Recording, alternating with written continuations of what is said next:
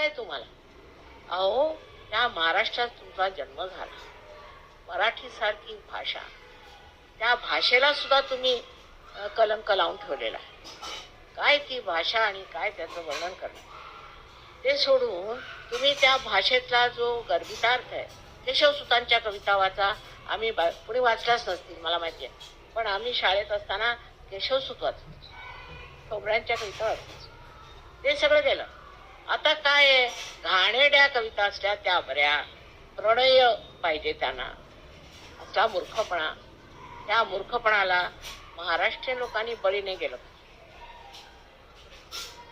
तुम्ही अध्यात्माच्या जमिनीत बसलेला, त्या महाराष्ट्राच्या भूमीत अध्यात. अहो, जगाभरची कुंडलिनी ह्या महाराष्ट्रात. आता सांगितलं तर तुम्हाला विश्वास ठेवणार, पण मी सांगते ते खोटं नाही.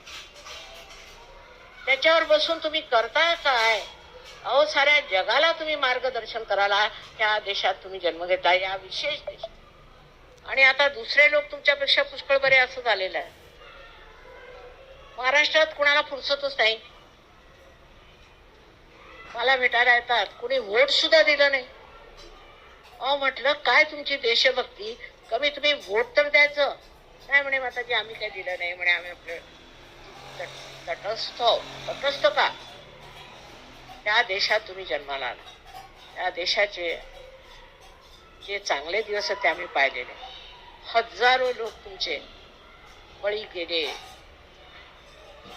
तुरुंगात गेले, इतकं सहन केलं त्यांनी, आपलं सगळं काही त्यागलं, ते देऊन टाकलं. माझे वडीलच मला माहिती आहे, त्यांनी आपलं सगळं देऊन दिलं.